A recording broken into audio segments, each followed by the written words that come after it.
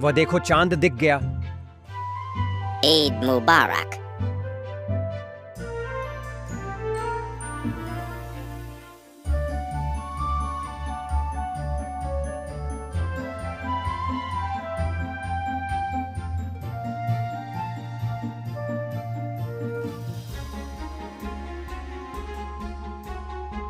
मस्जिद से अजान की आवाज गूंजती है। गांव भर में पाकीज़गी का माहौल छा जाता है। घर घर में लोग रोजा खोलने की तैयारी कर रहे हैं। रहमत चाचा, जो एक गरीब किसान हैं, अपनी पत्नी के पास बैठते हैं। उनके चेहरे पर थकान है, लेकिन दिल में अल्लाह का शुक्र है। बीबी, अजहान हो गई, चलो इफ्तार कर लें। हाँ, अल्लाह का शुक्र है कि रोजा कबूल हो। रहमत चाचा की थाली में सिर्फ कुछ खजूर, सूखी रोटी और पानी है। दूसरी तरफ नवाब साहब के घर में तरह तरह के पकवान सजे हैं। रईस, नवाब का बेटा, शाही अंदाज में। अब्बू, आज की बिरयानी लाजवाब है और यह फिरनी भी। वाह, मजा आ गया। बिल्कुल बेटा, अल्लाह का दिया सब कुछ है, हमें इसका आनंद लेना चाहिए। इधर सलीम, रहमत चाचा का बेटा, अपनी थाली देखता है, फिर बाहर अमीरों के घरों में झांकता है, जहां तरह तरह की इफ्तारी सजी हुई है। उसकी आंखों में एक अजीब सी खामोशी और तड़प है। सलीम धीमी आवाज में मायूस होकर, काश हमारे पास भी इतनी इफ्तारी होती। रहमत चाचा बेटे की उदासी समझते हैं, मगर उसे प्यार से समझाने की कोशिश करते हैं। रहमत चाचा मुस्कुराकर, हाँ बेटा, रोजा सिर्फ खाने पीने के लिए नहीं रखा जाता, यह सब्र और शुक्र की सीख देता है। लेकिन अब्बा, अगर अल्लाह हम गरीबों की दुआ सुनता तो हमारे पास भी अच्छे खाने होते।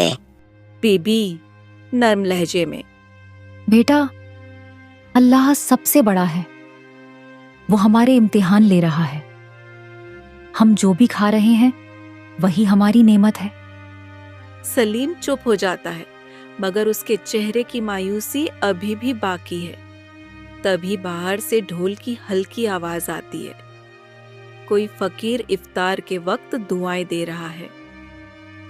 अल्लाह रहमत बरसाए, सबके घर नेमत भरे, भूखों को खाना मिले, गरीबों की झोली भरे। रहमत चाचा अपनी सूखी रोटी उठाते हैं और उसकी तरफ देखते हैं। उनके होठों पर हल्की मुस्कान आती है, मानो वे अल्लाह की किसी रहमत को महसूस कर रहे हों। इफ्तार के बाद मस्जिद से ऐलान होता है। मौलवी साहब माइक से जोश भरी आवाज में, भाइयों और बहनों, चांद नजर आ गया है, कल ईद होगी। गांव में खुशी की लहर दौड़ जाती है। बच्चे उछलते कूदते हैं। गली मोहल्ले में हर तरफ रौनक बढ़ जाती है। औरतें पकवान बनाने की तैयारी करने लगती हैं। घर घर से सिवियों की खुशबू आने लगती है। लोग एक दूसरे को मुबारकबाद देने लगते हैं। लेकिन रहमत चाचा के घर का माहौल थोड़ा अलग था। वहां खुशी थी, लेकिन एक हल्की सी बेचैनी भी थी। सलीम की मासूम आंखों में एक उम्मीद चमक रही थी, जिसे देख बिब्बी और रहमत चाचा दोनों ही अंदर परेशान थे। अब्बा, कल ईदी मिलेगी, नए कपड़े भी मिलेंगे ना? रहमत चाचा और बीबी एक दूसरे को देखते हैं। सलीम की खुशी देखकर दोनों के दिल भारी हो जाते हैं। बीबी की आंखों में चिंता झलकती है। बीबी धीमी आवाज में, लेकिन सलीम के लिए नए कपड़े नहीं हैं, क्या करें? रहमत चाचा एक पल के लिए खामोश हो जाते हैं। वह जानते थे कि उनके पास इतने पैसे नहीं कि सलीम के लिए बाजार से नए कपड़े ला सकें, लेकिन वह अपने बेटे को उदास भी नहीं देख सकते थे। अल्लाह कोई ना कोई राह जरूर निकालेगा बीबी। लेकिन कैसे? घर में तो रोज की रोटी तक के लाले पड़े हैं। सलीम यह सब सुन रहा था। उसकी आंखों में मासूमियत थी, लेकिन दिल में हल्की सी उदासी भी। वह कुछ देर चुप रहा, फिर धीरे से बोला, सलीम मासूमियत से, अम्मी, अगर मेरे पास नए कपड़े नहीं होंगे तो क्या मैं ईद नहीं मना सकता? बीबी ने अपने बेटे को कसकर गले लगा लिया और उसकी पीठ सहलाने लगी। उनकी आंखें नम थीं, लेकिन होठों पर हल्की मुस्कान थी। अरे नहीं बेटा, ईद तो दिल की खुशी से मनाई जाती है, कपड़ों से नहीं। रहमत चाचा यह सब देख रहे थे। उन्होंने सलीम के सिर पर हाथ फेरा और प्यार से बोले, लेकिन मेरा बेटा ईद के दिन मायूस नहीं रहेगा। मैं कुछ ना कुछ इंतजाम जरूर करूंगा। रहमत चाचा उठाते हैं और अपने कपड़े में से देखने लगते हैं कि कोई ठीक ठाक कपड़ा है या नहीं। अजी, ये क्या कर रहे हैं? सलीम के लिए ईद की कमीज तैयार करना है, तो मेरी कोई पुरानी कमीज सी दूंगा। अच्छे से तो ये नए जैसे लगेगा। अल्लाह आपका भला करे। रहमत, आप तो अपने बेटे के लिए जान तक दे सकते हैं। रहमत चाचा मुस्कुराते हैं और सलीम को प्यार से देखते हैं, जो अब भी उन्हें आशा भरी नजरों से देख रहा था। रात का वक्त, दो अलग अलग दुनिया, दो अलग अलग घर। एक तरफ नवाब साहब का आलीशान बंगला रोशनी से जगमगा रहा था, दूसरी तरफ रहमत चाचा का छोटा सा मिट्टी का घर अंधेरे में डूबा था। नवाब साहब के घर में रौनक थी। नए कपड़े, इत्र की खुशबू और तरह तरह के पकवानों से पूरा घर महक रहा था। नौकर चाकर दौड़ भागकर ईद की तैयारियों में लगे थे। अब्बू देखो, ये नए जूते, ये रेशमी कुर्ता और ये इत्र कितना बढ़िया है। नवाब साहब मुस्कुराकर, बिल्कुल बेटा, ईद तो धूमधाम से मनानी चाहिए, तभी तो इसका असली मजा आता है। रईस हंसता है और आईने में अपने नए कपड़ों को निहारता है। नौकर मिठाइयों की ट्रे लेकर आता है और नवाब साहब की तरफ बढ़ाता है। वाह, ये शाही टुकड़ा तो लाजवाब लग रहा है।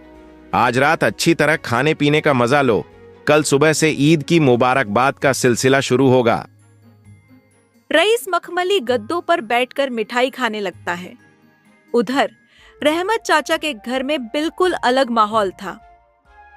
रहमत चाचा के घर में खामोशी थी। ना कोई नई चूड़ियों की खनक थी, ना मिठाइयों की मिठास। सिर्फ एक गरीबी की चादर थी जो पूरे घर पर बिछी हुई थी। बिब्बी परेशानी से, सलीम बेटा, कल ईद है, तुम खुश क्यों नहीं हो? सलीम धीमी आवाज में उदास होकर, अम्मी, सबके पास नए कपड़े होंगे, मेरे पास नहीं, कैसे खुश रहूं?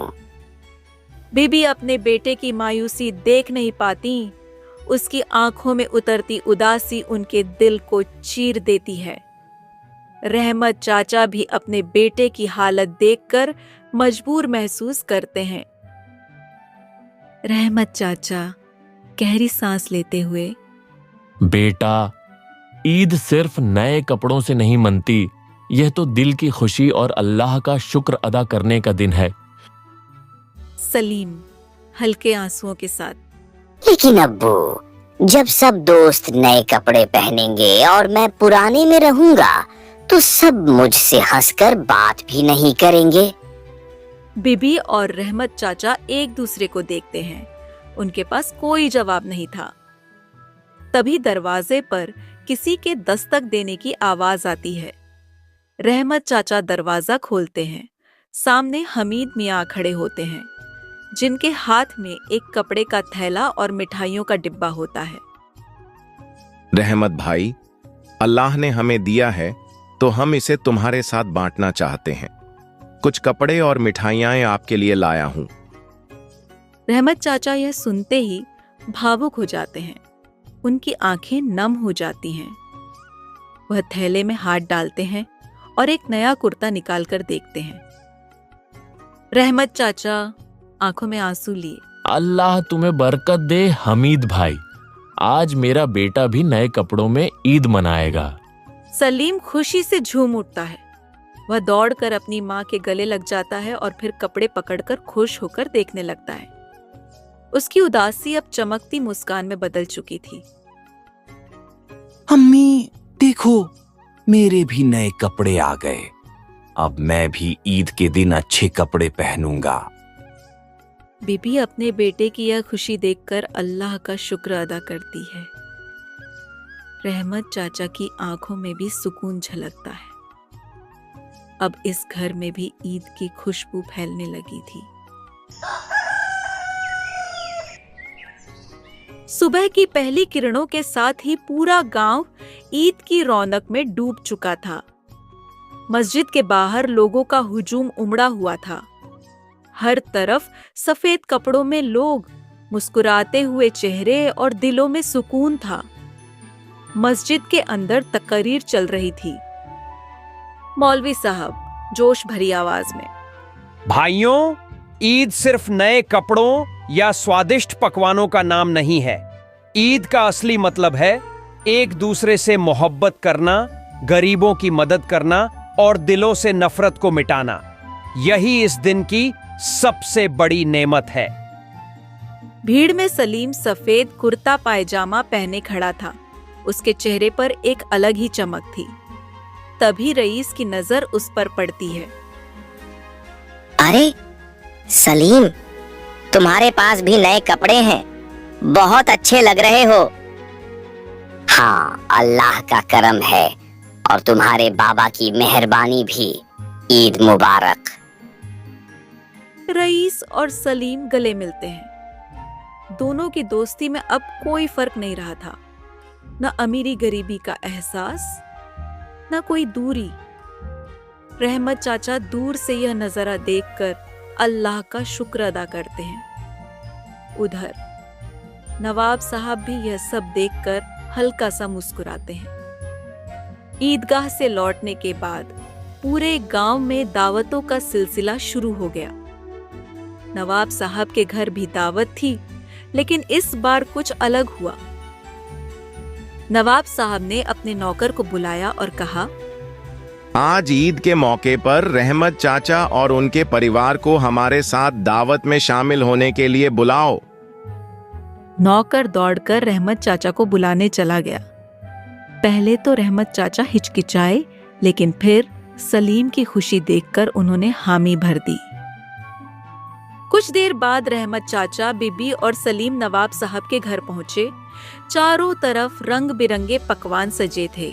शाही बिरयानी, कोरमा, फिरनी, सेवियां और न जाने क्या क्या। बीबी आंखों में चमक के साथ, इतने पकवान हमने कभी सोचा भी नहीं था कि हमारे नसीब में भी ऐसा दिन आएगा। आज ईद है और ईद सबके लिए बराबर होती है। खाना खाइए और खुशियां मनाइए। रहमत चाचा ने अपनी थाली भरी, लेकिन उनके हाथ थरथरा रहे थे। यह अमीरी की दुनिया उनके लिए नई थी। नवाब साहब ने यह महसूस किया और मुस्कुराते हुए कहा, रहमत भाई, आज के बाद आप हमारे मेहमान नहीं, हमारे अपने हैं। रहमत चाचा की आंखों में आंसू आ गए। यह सिर्फ एक दावत नहीं थी, यह दो परिवारों के दिलों का मिलना था। अमीरी गरीबी के बीच की दीवार गिरने का संकेत था। सब लोग हंसी खुशी खाना खाते हैं। सलीम और रईस साथ बैठकर सेवियां खाते हैं और बीबी नवाब साहब की बेगम पहली बार खुलकर बातें करती हैं। यह ईद वाकई खास बन गई थी, न सिर्फ पकवानों की वजह से, बल्कि उन दिलों की वजह से जो आज सच में करीब आ गए थे। अब से हर ईद हम साथ मनाएंगे। बिल्कुल, काश हर दिन ईद जैसा हो। और इस तरह एक नई दोस्ती, एक नई शुरुआत और एक नई सोच के साथ इस ईद की शाम ढलने लगी। मस्जिद से तकरीर की आवाज अब भी गूंज रही थी। ईद का मतलब है मोहब्बत और भाईचारा, और सच में इस गांव ने आज उस सीख को अपना लिया था। ईद सिर्फ नए कपड़े और पकवानों से नहीं, बल्कि सबके साथ खुशियां बांटने से होती है। असली अमीरी दिल की होती है, दौलत की नहीं। हीबा मोरल स्टोरी की तरफ से आप सभी को ईद मुबारक। इस खास मौके पर आपके जीवन में खुशियाँ आए, बरकत और सफलता आए। दुआ है कि यह ईद आपके दिलों में मोहब्बत और घरों में सुकून भर दे।